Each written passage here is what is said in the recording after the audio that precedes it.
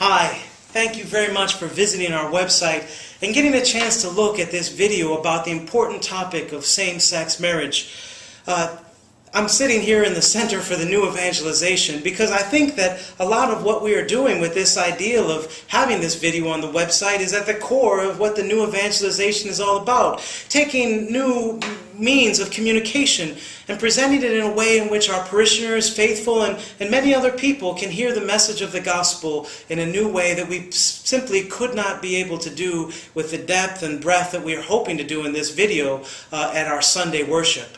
You might have heard me mention in my homilies in the last couple months a few times about this important issue of same-sex marriage. In fact, one of those homilies, the core of the whole message was the fact that as a Catholic Christian, there is no place in our lives for discrimination or persecution of any kind. And of course, that includes our dear brothers and sisters, faithful brothers and sisters, and those all around the world who have same-sex attractions or are homosexual. We are called, of course, as the gospel, to love and care and respect the human dignity of every person, without question. And so that's a very important point that needs to be made. It's a point that hopefully, and I pray, we all agree upon.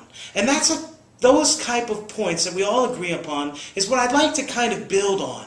And I'd like to use those points throughout this presentation about same-sex marriage as ways in which we can all hopefully better understand the Church's teaching and why we need to stand up for marriage here in Maryland and to vote against same-sex marriage. Now, the first fundamental point that I think hopefully we can all agree on is that the old phrase, men are from Mars and women are from Venus. There's many different ways you could say it, but the fact of the matter is our gender is at the core of who we are. We are male or female, and that this is different than just our plumbing. It gets close to the core of who we are. We emotionally, how we react emotionally or spiritually, how we communicate with the world, how we interact with the world and in each other is in a large part due to our gender and the way in which we are male or female. This is a very important point. And because we are different does not mean that we are unequal. It does not mean that women are better than men or vice versa. The simple fact is that we are male and female, and that means that we are very different from each other. But it also means that we are equal. We are created in the image and likeness of God, male and female, and so therefore we are equal. Now it follows very clearly from that the relationship between a loving and committed relationship in say marriage, for example, between a man and a woman is very different than the relationship, the loving and committed relationship of two men or two women. Now, I think we all are understanding this point so far, that men and women are different. The relationship, therefore, between two men and two women is different than the relationship between a man and a woman in this loving and committed sense. Now, the next question is therefore these relationships between a homosexual and a heterosexual couple also equal, like a man and a woman are equal? And nature begins to clearly show us that this is not the case. These two relationships are not equal, that they are very radically different, and in some very important ways, which I hope to show today, that indeed the heterosexual union and love and commitment is better than the homosexual union. Now, let's stop, because I think we probably lost a few people on our fundamental agreements. A lot of people might say that that's a pretty audacious statement, to say that heterosexual union in love and commitment is in some very important and essential ways better than a homosexual relationship. First of all, I want to give you a test. Did you hear me say that a homosexual relationship or relationship between two men and two women or two women who love and are committed to each other is in any way bad or evil? I hope you didn't hear me say that, because I didn't. We live in a society that sometimes goes and jumps to extremes, but the reality is that just because someone is different than another, or some ways some people are better than others in certain things, does not mean or make me or the other person not valuable, worthless, or disposable. That is not the case. I love baseball. I wish I could play as well as the Orioles, especially the way they're playing now. But just because I can't play to that level or can't do some of the things that they can do does not make my ability in baseball worthless or not valuable at all. In fact, when we usually beat Our Lady Perpetual Help in our softball league, I think that it's a wonderful contribution. I love to play in the game. More akin to this point that we are in now, I am a single man. I can contribute to society in many wonderful ways, and I try to do so with all of my heart. But it doesn't mean that I can contribute in the same way, for example, as a married man, to bring a child into the world with his wife and to raise that child to be a good and faithful citizen. I just simply cannot do that. But it doesn't make me worthless. It doesn't make my contributions to society not valuable at all. It just doesn't make it the same level of greatness that, say, for example, the wonderful gift of marriage and family, from which we all come forth, from which we are all formed and trained. It is truly the cell of society and the most important of all human relationships. That's why it's unique. That's why it is so very special. The relationship between a man and a woman has always been the highest form of relationship, because of how unique and beneficial it is to society. And that's why it alone has been called marriage. It is indeed unique for a reason. So, I think to further develop this point, I should make two clarifications. One, if we're going to say that a homosexual union is not as great as a heterosexual union, but still valuable, we should explain briefly why. I think that we can celebrate and learn and have a sense of value in the midst of those relationships, loving and committed between two men or two women. But we also have to do a lot of work to show and convince our world and people around the world that marriage is worth protecting, that it is indeed something extraordinary, something that makes it better than all of the other relationships that we might have. So, first of all, the fact of the matter is that a loving and committed relationship between two men or between two women is very valuable in society. In fact, it's very healthy to make sure that we all have such relationships, and we call them friendships. And in a society today that devalues friendship to the point of equating it really to acquaintances, people whose depth of relationship goes no further than the mug of beer that they drink or the sporting teams that they talk about, are not true friends. True friends are intimate. True friends are being able to share life together in a healthy, holy, and chaste way. And this supports them and strengthens them. Whether it's going on all different trips together or whatever it might be, the fact of the matter is we need to have good friends. We need to be able to have friends with our own same gender to help to support us and to help us to get through life. So those with the same-sex attraction indeed can go and reach the depths of true friendship. Following the Lord's call to chastity, to follow the moral teachings of the church in that relationship can still lead to a wonderful gift of society to strengthening friendships and reminding us of the power and beauty of those relationships.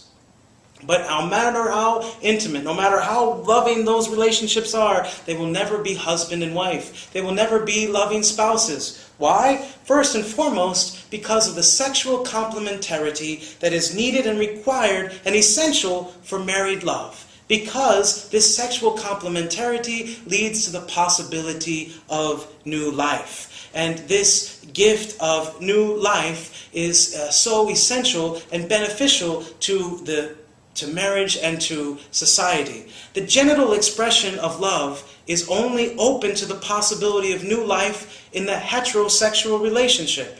Now again, I think it needs to be very clear here that the nature is teaching the church in many ways this truth. And the church reflects on natural law, prayerfully and reasonably, at law that is orchestrated by our Creator God. And we learn and use just our own common sense to clearly see that man and woman fit together in a very special and unique way that brings about the possibility of new life. Essential and the most amazing gift that we participate in God's creation and further on society. Now, the facts of nature don't stop there, do they? Because I think it's very clear that if man and woman is the unique relationship that brings forth a child into our world, then I think it's clear to say that this child can best be raised by a mom and a dad.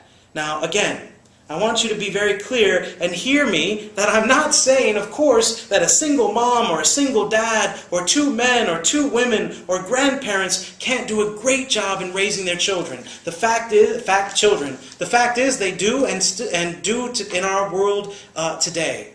However, the church clearly teaches, hopes, and prays that every child would be born into and from a marriage between a loving man and woman in this sacramental character of covenant that we call the sacrament of matrimony. Is it really that strange? Is it really that weird? Is it really that far-fetched or out of date to think that a child can best be raised assuming love is present between a mom and a dad, more so than any other type of relationship? I don't think it is. And I think if we all honestly think about it, in a perfect world and in the situations that we can strive to set up with our very laws maybe, for example, or at least with our teaching, that we would very clearly try to point to that fact, that a mom and a dad can do a great job naturally in ways that no one else can to raise these children. So, therefore, when we have the ideal of a so-called same-sex marriage as law, we can start to see how this could really harm society. And I'll get to that point here in a second. But first, let me be clear. This is my last take. I'm so tired. I've done this 100 times, and I haven't been able to get it right yet. And this is the furthest I've got. So I'm just going to look at these notes that I have posted around the room just to make sure that I've got everything very clear. So natural sexual complementarity and the possibility to create life and the best way to raise that child make married love between a man and a woman radically different. And in these important ways, better than the loving and committed relationship of a homosexual couple. Now, it's very tempting to be able to look at this issue and say these philosophical maybe or theological musings about natural law are very fine and good. But the reality is that today we kind of feel that the ideal of same-sex marriage is just something we should just do. And it won't harm marriage or society. It seems like it's fair. I mean, what's wrong with two people who are in love to marry? Well, what's the harm in that, right? We could ask ourselves that, and I've heard many people asking those questions with a good heart. So let's talk about why this can be a very dangerous situation and why this law could definitely harm marriage and our society. Like natural law, civil law itself is also a teacher. This law teaches that this law would be forced to teach that the relationship between a man and a woman is no different than a loving, committed relationship between two men or two women. Or that there's no real difference between the marriage of a man and woman and the so-called marriage of two men or two women. That is false, first of all. And it also it means that we would be using the resources and the coercive power of the government behind this whole teaching. This ideal that, again, is false, as we can clearly see with our common sense, would now have would be forced to have the weight of our government behind it, in this very position that makes this whole ideal monstrously scary.